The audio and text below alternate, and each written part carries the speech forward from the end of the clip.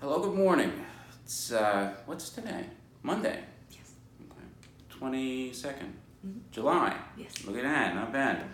So, 22nd of July, New Orleans, Louisiana, La Belle Esplanade. Number one place to stay in New Orleans, according to TripAdvisor, since 2014. Number two place to stay in the United States. Number 16 place to stay in the world, as we never get tired of saying. So, today we're going to answer a couple questions from my lovely assistant here, Miss Richardson. And I have no idea what she's going to ask me. Why? Because I hate to prepare. So we'll see what happens. Ready? Just hit me. Why is it called the Crescent City? Oh, that's an easy one. It's hard to tell nowadays, but when it was just the French Quarter, that's where the crescent in the river is. So it's just the bend in the river. But nowadays, because the city has expanded so much and it's so much longer than it used to be, it's the shape of the river is all curvy until it goes down to English Turn. English Turn is a right-hand turn in the river, but the part around the French Quarter is a crescent, and that's why it's called that. Okay. So, yeah. What else you got? Give me a hard one. Oh, I didn't know that wasn't hard. I just. It wasn't called the Crescent City originally. It was after the Civil War, I think. Newspaperman, he coined it, and then it caught on. What was it called before that? Just New Orleans. A newspaper man, you said. Yeah, he called it. He wrote columns and whatnot. And he called it the Crescent City. Okay. Other names are the Big Easy, of course, which again, I think a woman newspaper columnist named it that. And you had the Big Apple, so everybody else had to be Big something. So Los Angeles is the Big Orange, we're the Big Easy. A name that was common from like the 20s, 30s, 40s, film noir, right? It's fallen out of fashion since Katrina, is the Wet Grave. Okay, that one's kind of morbid. I get it though. Yeah, it is, but we don't really say it's in poor taste nowadays to say that. Yeah. Since 800 people died in Katrina. I must concur. So yeah. Wow. Okay. Yeah. While we're speaking of graves, why are our graves typically like mausoleums on top of the ground? So the party line is, what we tell the tourists is, if you bury the bodies in the ground, the coffins will pop up in a flood, and maybe once in a while. There were stories early on of the Americans burying bodies in the levee along the Mississippi River, and then, but the levee was very unstable, back then. It was just mud, and so maybe the graves popped out there. But really, it happened after the Spanish arrived, and the St. Louis number 1, they built that. They moved all the graves out of the French Quarter to right outside the French Quarter in St. Louis number 1, and they built the mausoleums.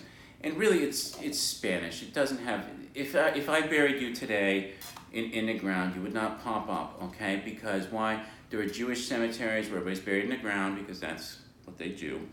And there are plenty of people who are buried in the ground and they're not popping up. So it's tradition is what it is. And they call those graves the ovens. So especially when you go into you go up to the end of our street here, St. Louis number 3, which is very nice, it's beautiful in there.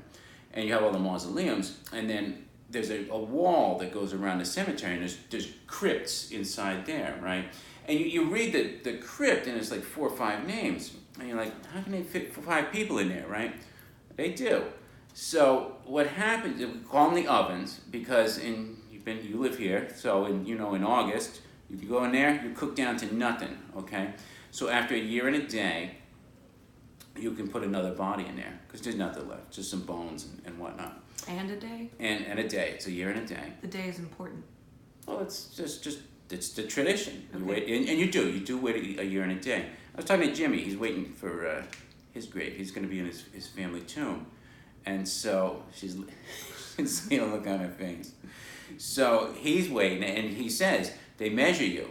Luckily, he's short, right? Because if you're too big, you won't fit into the tomb. What would they do? Just I don't know. I don't ask too many questions. So anyhow, what they used to do, is a year and a day passes. They open it up, and they have a stick, and they push all the bones to the back, and there's a slot in the back, and everything would just fall down to the bottom. whatever was left of you. Nowadays, though, DNA and all that, they take whatever's left and they put it in a bag, and then they push it in the bag. And, you know, they identify this is this person, and then they push it in the bag, and then a new person goes in. And the whole family has to agree. So whoever's still alive, like Jimmy says, all my relatives, they have to agree that I can go in there. Of course, they all. I mean, who's going to complain unless you're disinherited or something, you know? But that's crazy. This is what's crazy. You got to go somewhere. I didn't know that they were recyclable. Like Well, that, I guess would be the best term I could. You're in the city, right? And there's limited land, and especially back in the day. I mean, you read accounts from the 1800s, even up until like just before World War I. 2,000, 4,000 people would die in a yellow fever epidemic. Where are you going to put all those people? There's not enough space in the ground, so they put them in the crypts. And you just keep using the crypts over and over. And if it's your family tomb. Now that said, the ones on the side in the walls, okay, those aren't always family tombs. And so they can just put Joe Blow. They can put you in there. You know, they could put me in there. I don't have family here, okay? So I'm not from New Orleans. I don't have family here. I could buy my own crypt, I suppose. Or if I didn't have anything, I just, you know, just pick one. Pick whatever's free. They could put me in there. The communal grave. Now, when you go to, there was the Charity Hospital Cemetery, which is at the end of Canal Street. And at the end of Canal Street is where the cemetery's stop is on the streetcar line. And so people think, oh, I'm going to take the Canal streetcar line, I'll go see the cemeteries. You can do that, absolutely. They're beautiful up there. But that's not the cemeteries everybody's thinking of. They're thinking of St. Louis number 1, or they're thinking of Lafayette number 1, okay? But when you go up there, you've got Cypress Grove, you've got Metairie Cemetery, you get the Oddfellows Cemetery. The Hope Mausoleum is absolutely gorgeous. But anyhow, what I'm really talking about is the Charity Cemetery. And so that was all unmarked graves in the ground, okay?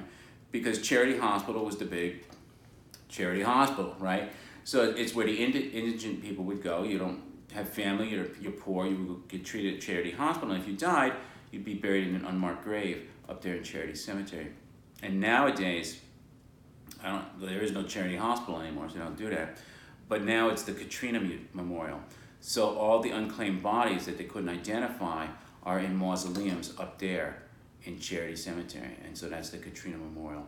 Very, very sobering to go up there. Not a lot of people go because it's at the very end of the Canal streetcar line, and there's nothing up there except a bunch of cemeteries, okay? And people don't want to take that trip to look at cemeteries, okay?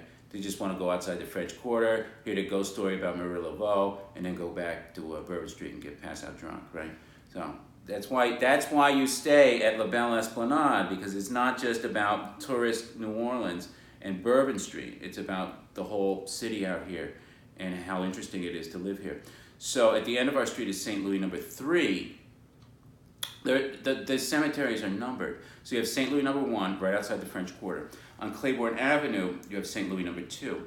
And what's noteworthy there is you have Henriette Delille's grave, which we're not going to talk about today, and you have the Milne grave, which said, if you're driving down the highway, you see a big, big column in St. Louis number 2. That's the Milne grave. We'll talk about that another day if you want. And then up here is St. Louis number 3. And a lot of priests and religious orders are buried up there. So it's interesting. And then they have a restaurant row where famous restaurateurs. So the Tujac family, Leah Chase is buried up there. Antoine's, the Arnaud's people, they're all buried up there in St. Louis number 3 in one specific section. Paul Prudhomme's up there, you know. So there's cemeteries all over town in every neighborhood. You won't know. If you see a high wall, you know there's a cemetery on the other side. St. Roch is one that I particularly like. But they're all over the place, scattered throughout the city.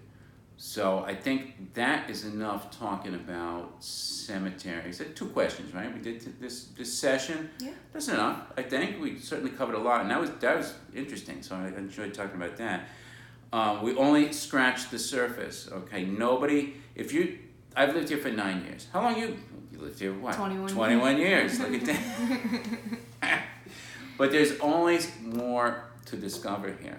Okay, and it's a fascinating city that we live in. The culture, I always say, is densely woven and richly textured, and it's full of surprises, it's full of secrets. And the longer you're here, the more you realize there's more. There's always more. So, anyone who wants to visit, you know where you should stay. La Belle Esplanade. Okay, we're in La France Suite right now. Very nice in here, if I do say so myself. You agree? Oh, it's yes. lovely. There you go. Thank you. We're not going to do a panoramic shot. Don't worry about that. Take my word for it, like anything else. So you guys have a great New Orleans day today, okay? And next time you want to come to New Orleans, stay at La Belle Esplanade. LaBelleEsplanade.com. Ciao.